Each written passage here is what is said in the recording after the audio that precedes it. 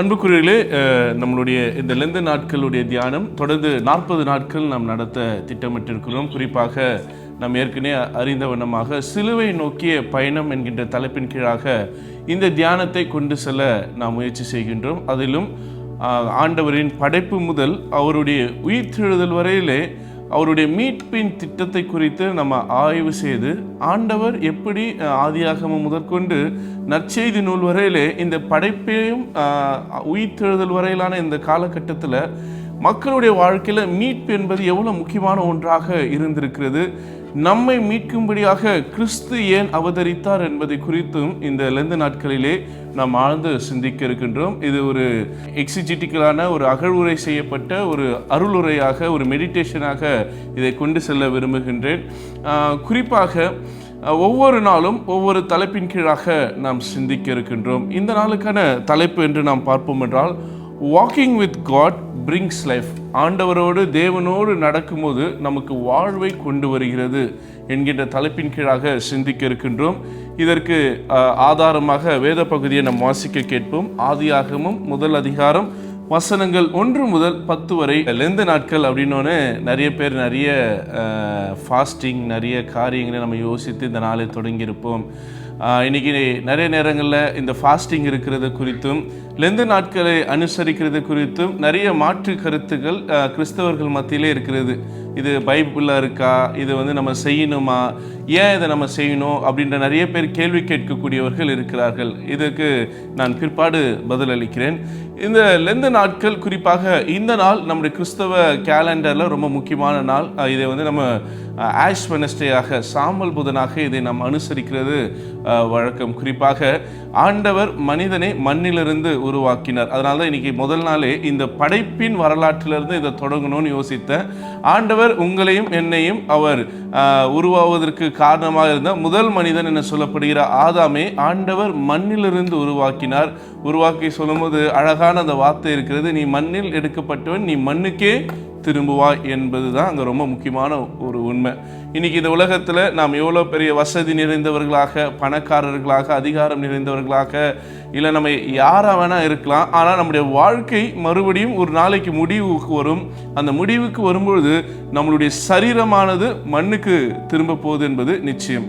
இந்த மண்ணுக்கு திரும்ப போகிற இந்த வாழ்க்கையை குறித்து நாம் எப்பொழுதும் அந்த ஒரு சிந்தனையோடு இருக்க வேண்டும் என்பதை இந்த சாம்பல் புதன் நமக்கு நினைவு ஊட்டி கொண்டே இருக்கிறது. அதாவது என்னென்னா, ஒன்றும் இல்லை, நம்ம மண்ணு தான் அப்படின்றத ஒவ்வொரு சாம்பல் புதனும் நமக்கு நினைவூட்டுகின்ற ரொம்ப அழகான காரியமாக இருக்கிறது. அப்போது இந்த உலக வாழ்க்கையில் நீங்களும் நானும் வாழக்கூடிய இந்த வாழ்க்கை ரொம்ப முக்கியமானது.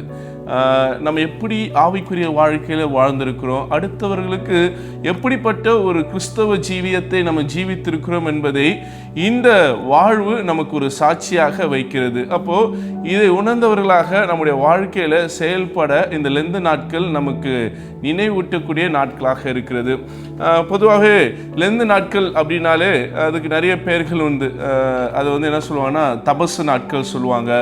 இன்னும் சில தமிழில் சொல்லப்போனால் வசந்த காலம் அப்படின்னு சொல்லுவாங்க. லெந்து நாட்களை வசந்த காலம் என்று சொல்லக்கூடிய ஒரு பழக்கமும் உண்டு. காரணம் என்ன, இந்த பகுதியில், நம்முடைய வளைகுடா பகுதியில் இல்லை, இதே நம்முடைய தேசத்தில் போய் பார்த்தீங்கன்னா இந்த நேரத்துக்கு அங்கே இருக்கக்கூடிய இயற்கை சீதோஷ நிலையிலே எப்படி இருக்குன்னா, மரங்கள்லாம் இருக்கக்கூடிய எல்லா இலைகளும் எல்லா இலைகளும் காய்ந்து கொட்டி போய் புதிய இலைகள் துளிர்க்கக்கூடிய வசந்த காலம் தொடங்கி இருக்கும்.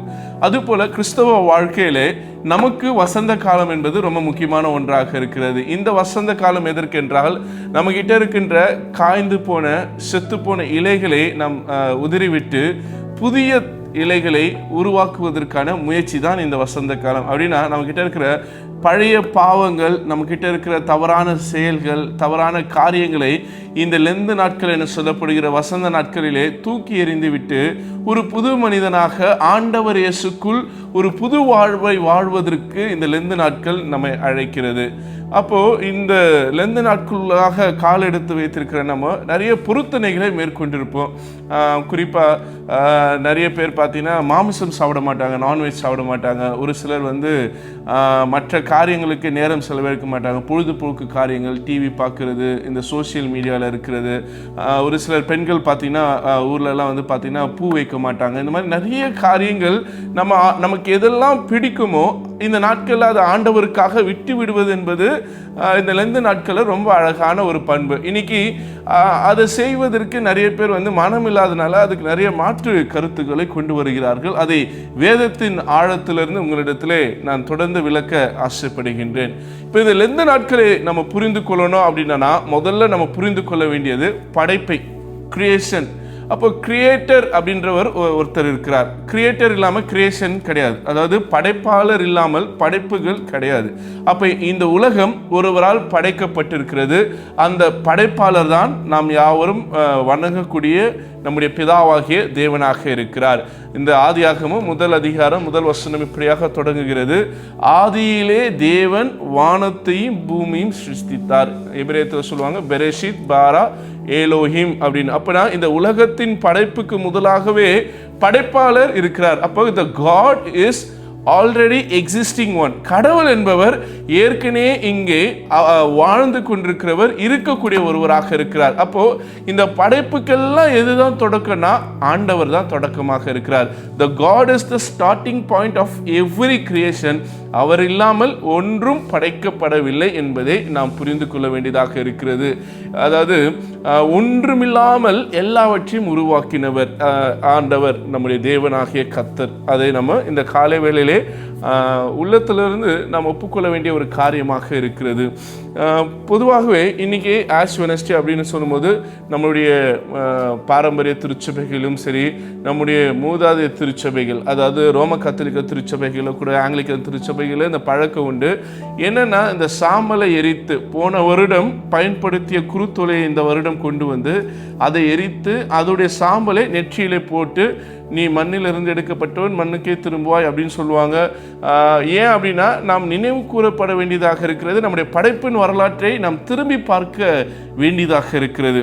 அப்போது இந்த சாம்பல் புதனாக இருக்கலாம், இல்லைன்னா சிலுவையாக இருக்கலாம், இந்த மீட்பு திட்டங்கள் இருக்கலாம். ஆனால் இது எல்லாவற்றுக்கும் முன்பாக தேவன் இருந்தார் என்பதை நம்ம புரிந்து கொள்ள வேண்டியது இருக்குது. The God is a pre-existing one. The ideology of God, இல்லைன்னா கடவுள் என்கின்ற இந்த டாக்டரின் சொல்கிறாங்களே, கடவுளை குறித்தான இந்த சிந்தனைகள், இது இந்த படைப்புகளுக்கு முன்பாக இருந்தது என்பது நம்மளுடைய பாரம்பரியம் சொல்லக்கூடிய நம்மளுடைய இந்த வரலாற்று இது நமக்கு கற்றுக் கொடுக்கின்ற காரியமாக இருக்கிறது. ரைட்.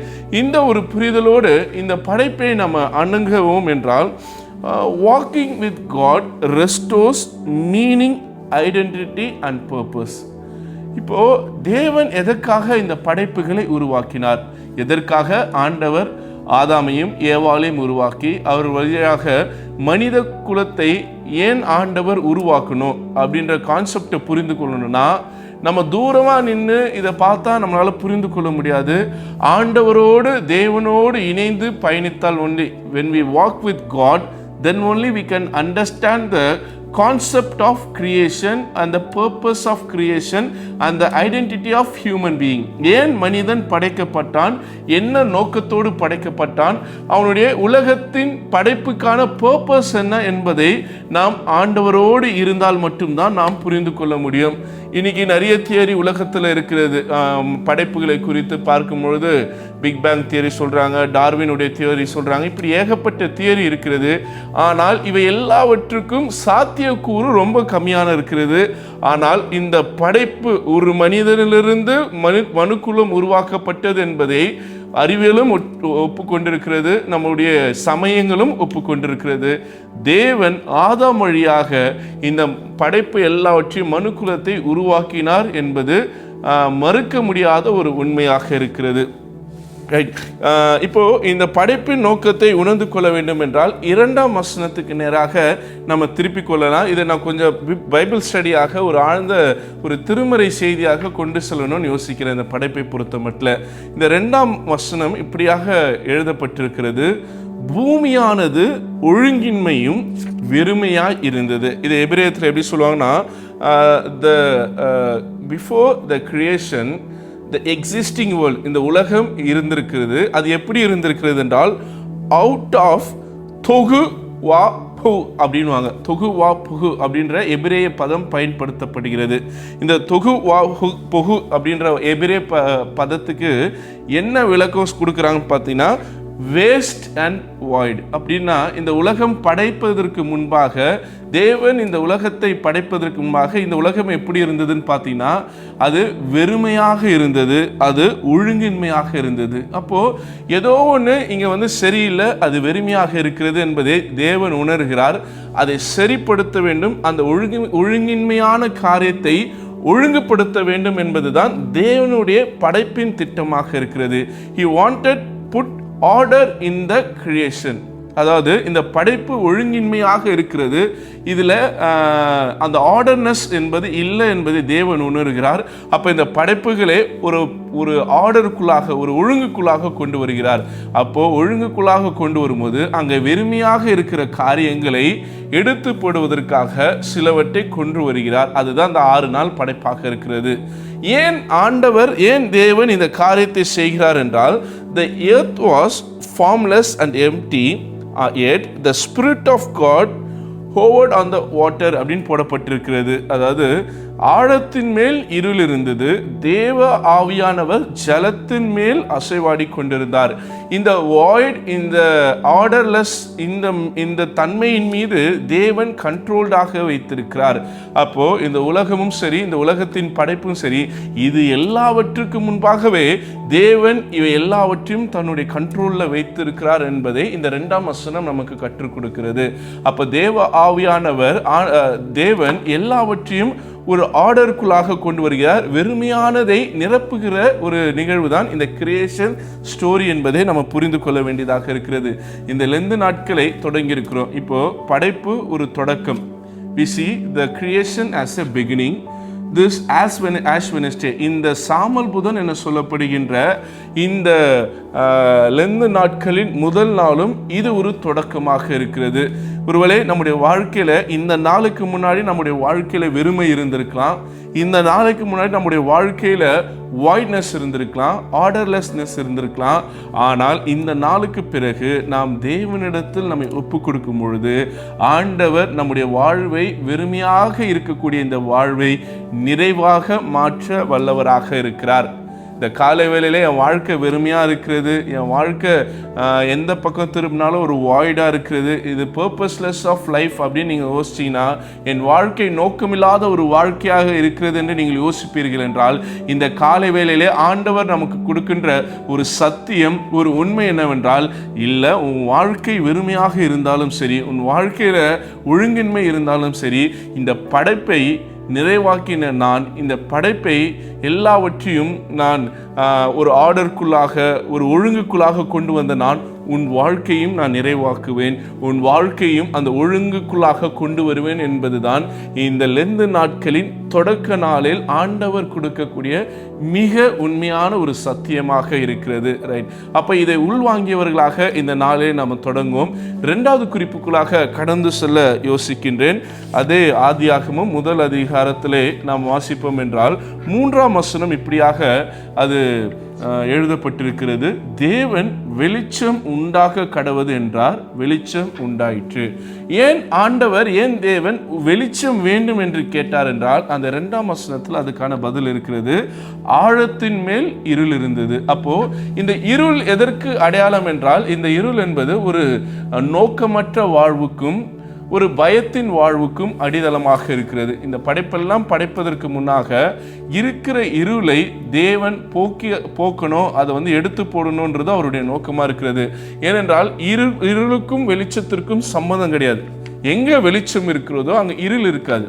அப்போ தேவன் எங்கே இருக்கிறாரோ அங்கே இருளான காரியங்களும் இருக்காது என்பதை நம்ம புரிந்து கொள்ள வேண்டியதாக இருக்கிறது. அப்போ இந்த இருளை எடுத்து போடுவதற்காக தேவன் ஒரு காரியத்தை உருவாக்குறார், அதுதான் வெளிச்சம். அதுதான் ஃபியாட் லக்ஸ் அப்படின்னு சொல்லக்கூடிய ஒரு கிரேக்க பதம் பயன்படுத்தப்படுகிறது. ஃபியாட் லக்ஸ் அப்படின்னா லெட் தேர் பி லைட் அப்படின்னா அர்த்தம்னா வெளிச்சம் உண்டாக கடவது என்றார். அப்போ இந்த உலகத்தின் படைப்பு எல்லாவற்றையும் தேவன் தம் வார்த்தையினால், தம் வல்லமையினால் அவர் செயல்படுத்துகிறார் என்பது அது கற்றுக் கொடுக்கிற ஒன்றாக இருக்கிறது.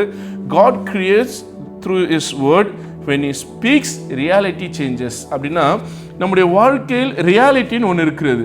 இங்கே படைப்பில் பார்க்கும்போது ஒரு ரியாலிட்டி இருக்குது. என்ன ரியாலிட்டி? இந்த படைப்புக்கு முன்பாக அந்த உலகமும் அந்த உலகத்தின் காரியம் எப்படி இருந்தது நம்ம பார்த்தோம். ஒழுங்கின்மையாக இருந்தது, அது வெறுமையாக இருந்தது. ஆனால் தேவன் படைப்பை தொடங்கின பிறகு ஒழுங்கின்மை ஒழுங்குக்குள் வந்தது, வெறுமையாக இருந்தது, நிறைவாய் மாறியது. அப்போது அந்த ரியாலிட்டின்ற ஒரு விஷயத்தை ஆண்டவர் மாற்றி அமைக்கிறார். இன்னைக்கு கூட நம்ம வாழ்க்கையில் ஒரு ரியாலிட்டி இருக்கிறது. நம்ம நினைக்கலாம், நம்ம வெளியில் சிரிக்கலாம், சந்தோஷமாக இருக்கலாம். ஆனால் ரியாலிட்டி பார்த்தீங்கன்னா நம்ம உள்ளான மனிதன் எப்படி இருக்கிறான், நம்மளுடைய எமோஷன் எப்படி இருக்குது, நம்மளுடைய சிந்தனை, நம்முடைய மைண்ட் எப்படி இருக்கிறது, நம்முடைய சோல் எப்படி இருக்கிறது யோசித்து பார்த்தா வெளியில் மகிழ்ச்சியாக சந்தோஷத்தோடு இருக்கலாம், உள்ளுக்குள் உடைந்து போனவர்களாக, காயப்பட்டவர்களாக, இல்லை நொறுக்கப்பட்டவர்களாக நம்ம வாழ்ந்து கொண்டிருக்கலாம். The reality may be anything. ஆனால் தேவன் உங்கள் வாழ்க்கையில் கிரியை செய்வார். இந்த படைப்பாளர் கிரியை செய்வார் என்றால் இந்த ரியாலிட்டியை அவர் மாற்றி அமைக்கிறவராக இருக்கிறார். அங்கே இருள் இருந்தது ரியாலிட்டி, ஆனால் தேவனுடைய வார்த்தை அந்த ரியாலிட்டியை மாற்றி அமைக்கிறது. ஆண்டவர் வெளிச்சம் உண்டாக கடவுதுனாரு, அதுவரையிலே இருள் என்க சொல்லப்படுகின்ற அந்த ரியாலிட்டி, அந்த உண்மை அங்கே இருந்திருது. ஆனால் வெளிச்சம் வந்த உடனே அந்த இருள் அங்கிருந்து நீங்கி போகிறது.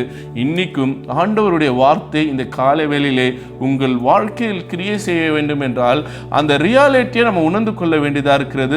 செல்ஃப் ரியலைசேஷன் ரொம்ப முக்கியமானதாக இருக்கிறது. அப்போ லென்ட் அப்படின்னு நம்ம யோசிக்கும் போது it's a time of self realisation. நான் யார், நான் உண்மையாகவே நல்லா வாழ்ந்துட்டு இருக்கிறேனா, நான் மகிழ்ச்சியோடு இருக்கிறேனா, என் ஆன்மா கர்த்தருக்குள் களி கூர்ந்து கொண்டிருக்கிறதா, என் உள்ளான மனிதன் சந்தோஷமா வாழ்ந்து கொண்டிருக்கிறானா, எனக்குள்ள பாவம் இல்லையா, எனக்குள்ள தவறான சிந்தனைகள் இல்லையா, நான் ஒரு தூய்மையான வாழ்க்கையை வாழ்ந்து கொண்டிருக்கிறேனா என்பதை செல்ஃப் ரியலைசேஷன் செய்வதற்காக, சுயத்தை அறிந்து கொள்வதற்காகவும் அந்த ரியாலிட்டியை புரிந்து கொள்ளக்கூடிய ஒரு காலமாக இந்த லெந்து நாட்கள் நம்முடைய வாழ்க்கையிலே அமைகிறது. எனக்கு அருமையான தேவச்சனமே, இந்த காலை வேளையிலே இந்த வார்த்தைகளை கேட்டுக்கொண்டிருக்கிற நீங்களும் நானும் ஆண்டவரிடத்தில் உண்மையை உணர்ந்தவர்களாக, ஆண்டவரே என் வாழ்க்கை வெளிச்சமாக இருக்குதுன்னு நான் சொல்கிறேன், ஆனால் உண்மையிலே அது வெளிச்சம் இல்லை, அதில் எப்பக்கம் திரும்பினாலும் இருள் சூழ்ந்திருக்கிறது என்பதை நம்ம உணர்ந்து கொள்வோம் என்றால் ஆண்டவர் சொல்லக்கூடிய அடுத்த அழகான வார்த்தை லெட் தேர் பி லைட். அடுத்த நிமிடம் ஆண்டவர் வெளிச்சம் உண்டாகுவதாக என்று சொல்லும்போது நம்முடைய வாழ்க்கை முற்றிலும் மாற்றி அமைக்கப்படும் என்பதை நாம் புரிந்து கொள்ள வேண்டியதாக இருக்கிறது. தொடர்ந்து 3ஆம் வசனத்திலிருந்து இந்த 10ஆம் வசனம் வரை பார்த்தோம்னா ஆண்டவர் எல்லாவற்றுக்கும் ஒரு எல்லைகளை செட் பண்றார். பூமியை தனியாக, கடலை தனியாக, ஆகாயத்தை தனியாக, நிலத்தை தனியாக பவுண்டரிஸ் செட் பண்றார். அதுதான் நான் சொல்ல வந்த 3வது குறிப்பு, ஹோலி பவுண்டரிஸ். இந்த லெந்து நாட்கள் நம்முடைய வாழ்க்கையிலே ஒரு எல்லையை உருவாக்குகின்ற நாட்களாக இருக்கிறது. உலகத்துக்குரியவர்கள் இப்படிப்பட்ட வாழ்க்கையை வாழ்ந்து கொண்டிருப்பார்கள். கிறிஸ்தவர்களாகிய நாம் நமக்குள்ளாக ஒரு எல்லையை வகுத்து கொள்வதற்கு இந்த லெந்து நாட்கள் நமக்கு உதவுகிறது. கிறிஸ்தவங்க உலகத்தின் காரியங்களில் இருக்க மாட்டாங்க, அவங்க என்டர்டெயின்மெண்ட்டுக்கு ரொம்ப இடம் கொடுக்க மாட்டாங்க, பாவத்தின் காரியங்களுக்கு தங்களை உட்படுத்தி கொள்ள மாட்டார்கள் என்கின்ற அந்த பவுண்டரியை செட் பண்ணி கொள்வதற்கு இந்த வருடம் முழுவதும் நாம் எப்படி பயணிக்க போகிறோம் என்பதை நமக்கு கற்றுத்தருவதற்கு தான் இந்த லெந்து நாட்களை நம்முடைய வாழ்க்கையில் விசேஷமாக நாம் கடைபிடிக்க வேண்டியதாக இருக்கிறது. இந்த ஆர்டர் அப்படின்னும் போது ஒரு கட்டமைப்பு இல்லை ஒரு கட்டுப்பாடுன்னு நம்ம ரொம்ப தேவன் ஏன் இவ்வளோ ஸ்ட்ரிக்டாக இருக்கிறாரு, கர்த்தர் ஏன் இவ்வளோ ஸ்ட்ரிக்டாக இருக்கிறாருன்னு யோசிக்கிறோம். கிடையாது. இந்த பவுண்டரி எதுக்காகனா இட்ஸ் எ கிரேஸ். நீ இந்த பவுண்டரிக்குள்ள இருந்தானா உனக்கு கிரேஸ் இருக்கும், கிருபை இருக்கும், உனக்கு நன்மையும் கிருபையும் உன்னை சூழ்ந்திருக்கும் என்று ஆண்டவர் நம்முடைய வாழ்க்கையில ஒரு கட்டமைப்பை ஏற்படுத்தி தருகிறார். அதுதான் நான் சொல்ல வந்த 3வது குறிப்பாக இருக்கிறது. நம்மை பிரித்து எடுப்பதற்கான நோக்கமே கிருபை கொடுப்பதற்கு தான். உலகத்துல பல கோடி மக்கள் இருக்கிறார்கள். இவர்கள் மத்தியில தேவன் உங்களையும் என்னையும் பிரித்து எடுத்திருக்கிறார். நமக்குள்ள ஒரு பவுண்டரி செட் பண்ணியிருக்கிறார். நோக்கம் என்னன்னா அவங்களுக்கு இல்லாத கிருபையை நமக்கு கொடுப்பதற்கு தான். தண்ணீர் இல்லாத வாழ்க்கையை, கடலில் இல்லாத வாழ்க்கையை கரையில் கொடுப்பதற்கு தான் அதை பிரித்தெடுத்திருக்கிறார். அதுபோலதான் இந்த உலகத்தின் வாழ்க்கையிலிருந்து நம்மை பிரித்தெடுப்பதற்கு ஆண்டவர் ஒரு அழகான ஒரு பவுண்டரியை செட் பண்ணியிருக்கிறார். இந்த புரிதலோடு நம்ம தொடர்ந்து பயணிப்போம். நான் நிறைவு செய்ய விரும்புகிறேன். To walk with God. ஏன் தேவனோடு நடக்க வேண்டும் என்றால் தேவனோடு நடப்பதற்காக தான் நாம் படைக்கப்பட்டிருக்கின்றோம். ஒரு ஜனத்தை ஏற்படுத்துவேன், அவர்களின் துதியை சொல்லி வருவார்கள் என்பதுதான் ஆண்டவருடைய திட்டமாக இருக்கிறது. God need us because we need God. தேவனுக்கு நம்ம தேவை, ஏனென்றால் நமக்கு தேவன் தேவை. அந்த அந்த அந்த ஒரு புரிதல் நமக்கு தேவைப்படுகிறது. ஆண்டவர் நம்மை நமக்காக உருவாக்கி இருக்கிறார். அவர் நம்மை கொண்டு வந்திருக்கிறதுடைய நோக்கம் என்னவென்றால், இந்த உலகத்தில் நாம் பழுகி பெருகி இந்த உலகத்தை பண்படுத்தவும் பாதுகாக்கவும் ஒரு மகிழ்ச்சியான ஒரு வாழ்க்கையை வாழ்வதற்கு தான் நாம் படைக்கப்பட்டிருக்கின்றோம். இந்த நோக்கத்தோடு நாம் இந்த லெந்து நாட்களை தொடங்கும். நிறைவாக ஒரு வசனத்தை சொல்லி நான் முடிக்க ஆசைப்படுகின்றேன்.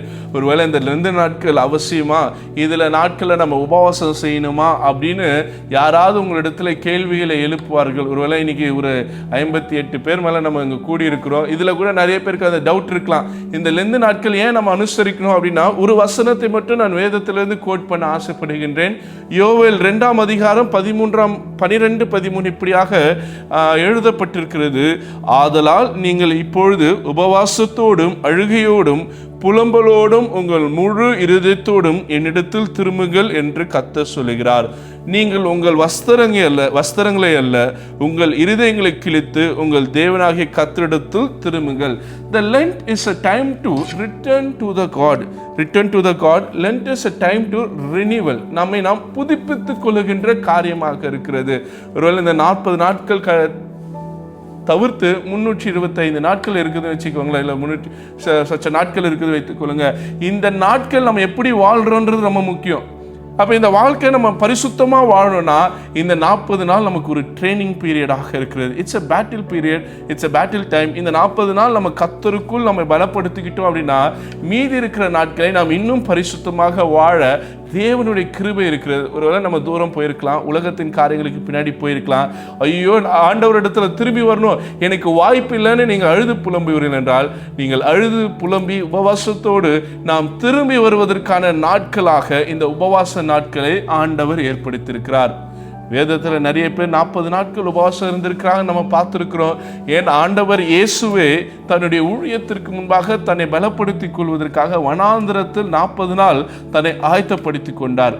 ஆண்டவரே தன்னை ஆயத்தப்படுத்திக் கொள்ளும் போது அவர் படைப்புகளாகிய நம்மை ஆயத்தப்படுத்திக் கொள்வதற்கு இந்த லெந்து நாட்கள் நமக்கு கொடுக்கப்படுகிறது. ரைட், இன்னைக்கு லெந்து நாட்கள் ஒன்று நான்வெஜ் சாப்பிடாமல் இருக்கிறது, டிவி பார்க்காம இருக்கிறது, இதுதான் ஃபாஸ்டிங்கில். இன்னும் அதிகமான காரியங்களையும் நம்ம செய்ய முடியும்.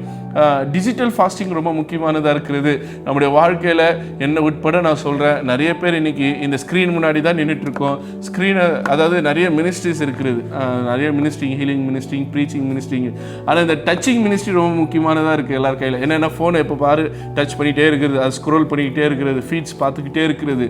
ஸோ இந்த 40 நாள் ஃபோன் யூசேஜை நான் குறைக்க போகிறேன். டிஜிட்டல் ஃபாஸ்டிங் இருக்கலாம், கார்பன் ஃபாஸ்டிங் இருக்கலாம், இந்த இயற்கையை அழிக்கக்கூடிய காரியங்களை செய்யாமல் தடுத்துக்கொள்ளலாம். இன்னும் சொல்லப்போனால் நம்முடைய உடலை ஆரோக்கியப்படுத்தக்கூடிய காரியங்கள், சுகர் கட் பண்ணிக்கலாம், இந்த 0 சுகர் அப்படின்னு சொல்லிட்டு இந்த 40 நாட்கள் முற்றிலும், அது சுகரில் எந்த ஃபார்மாக இருக்கலாம், அது வந்து ஒயிட் சுகராக இருக்கலாம், இல்லைனா வந்து கருப்பட்டியோ, என்ன ஃபார்மான சுகரை அவாய்ட் பண்ணலாம், ஜங்க் ஃபுட்ஸ் அவாய்ட் பண்ணலாம், ஹெல்த்தியாக சாப்பிடலாம். இன்னும் அதிகமான காரியங்கள் நம்ம இந்த ஃபாஸ்டிங் நாட்களை செய்யலாம். ஆண்டவரிடத்தில் திரும்புறது, பைபிள் படிக்கிறது அதிகரிக்கிறது, ஜெபம் பண்ணுறது அதிகரிக்கிறது, மெடிடேஷன் பண்ணுறது, தியானிக்கிறது அதிகரிக்கலாம். இன்னும் சொல்லப்போனால் ஒரு நாளைக்கு ஒரு 10 பக்கமாவது படிக்கலாம். இந்த மாதிரி நிறைய காரியங்கள் இந்த லெந்து நாட்களில் செய்யக்கூடிய வாய்ப்பாக இருக்கிறது. ஆண்டவர் உங்களிடத்துல எதை செய்யணும்னு எதிர்பார்க்குறீங்களோ, ஒருவேளை நீங்கள் அந்த உலகத்தில் எதுக்கு ரொம்ப அடிக்டடாக இருக்கிறீங்களோ அந்த காரியங்களை விட்டுட்டு தேவன் பக்கம் திரும்புவதற்கான நாட்களாக இந்த லெந்து நாட்களை பயன்படுத்தி கொள்ளுமாறு உங்களை அன்புடன் கேட்டுக்கொள்கின்றேன். நான் நிறைவு செய்கின்றேன். ஒரு சின்ன கதையோடு, ஒரு குட்டி பையன் தான் பாட்டி என்ன செய்கிறாங்கன்னு பார்க்கலான்னு போனான். அங்கே போய் பார்த்தா அவங்க பாட்டி ரொம்ப அழகாக எம்ப்ராய்டரி ஒர்க் பண்ணிகிட்ருக்காங்க. அந்த ஊசியில் வைத்து ரொம்ப அழகான ஏதோ ஒரு டிசைனை செய்வதற்காக முயற்சி செய்து கொண்டிருக்கிறாங்க. இவன் ஹைட்டு கம்மியாக இருக்கிறதுனால சின்ன பிள்ளைனால அவங்க பாட்டியை அண்ணாந்து பார்க்கும்பொழுது அந்த எம்ப்ராய்டரி ஒர்க்ஸோட பின் பக்கத்தை பார்க்குறான். அதை பார்த்தா ஒரே கேஆஸாக, ஒரே மெஸ்ஸியாக, அப்படியே அந்த நூலெல்லாம் கண்ணாபின்னான்னு இருக்குது. அதில் எந்த ஒரு சரியான ஒரு கிளாரிட்டியே இல்லை. என்ன பாட்டி அந்த அந்த நீடில் வைத்து செய்கிறாங்கன்றது அவனால் புரிஞ்சிக்கவே முடியல. அவன் பாட்டிகிட்ட கேட்டான், பாட்டி என்ன இது ரொம்ப ரொம்ப மெஸ்ஸியாக இருக்குது, இந்த த்ரெட் எல்லாமே இது ரொம்ப ஒன்றுமே புரியல, நீங்கள் என்ன தான் இதில் உருவாக்கணும்னு யோசிக்கிறீங்கன்னு. உடனே அந்த பாட்டி அவனை தூக்கி அவங்களுடைய லேப்பில் அவங்களுடைய மடியில் வைத்து அதோடைய முன்பக்கத்தில் பார்த்தா ரொம்ப பியூட்டிஃபுல்லான ஒரு இயற்கை காட்சியை அவங்க அந்த எம்ப்ராய்டரி ஒர்க்கில் அவங்க செய்துட்டு இருந்தாங்க. ஒருவேளை கீழே இருந்து பார்க்கும்போது அது ரொம்ப மெஸ்ஸாக இருக்கலாம், அது ரொம்ப நீ ஒரு மாதிரி ஒரு ஒரு ஒரு ஃபோக்கஸ் இல்லாமல் அந்த த்ரெட்ஸ் இருக்கலாம். ஆனால் அதோடைய மேல் பக்கத்திலே பார்க்கும்போது ரொம்ப அழகான ஒரு மாஸ்டர் பீஸ் இருக்குது. இனி கூட நம்முடைய வாழ்க்கை ஒரு பக்கத்தில் பார்க்கும்போது மெஸ்ஸியாக ரொம்ப கேயாட்டிக்காக ரொம்ப குழப்பமான சூழ்நிலையில் இருக்கலாம். ஆனால் மேலே இருக்கிற ஆண்டவரிடத்தில் நம்ம ஒப்பு கொடுக்கும்போது ஆண்டவர் நமக்கு ஒரு அழகான ஒரு மாஸ்டர் பீஸ் நம்முடைய வாழ்க்கையிலே வைத்திருக்கிறார். அந்த மாஸ்டர் பீஸை உணர்ந்து கொள்வதற்கு மேலானவரோடு இணைந்து நடத்தால்தான் walking with God gives us life. கடவுளோடு நாம் நடக்கும்போது நம்முடைய வாழ்க்கையின் பர்பஸை, நம்முடைய வாழ்க்கையின் நோக்கத்தை நாம் புரிந்து கொள்ள முடியும். இந்த ஒரு புரிதலோடு இந்த நாளை நாம் தொடங்குவோம். கர்த்தர் இந்த நாளை நமக்கு ஆசீர்வதித்து தருவாராக.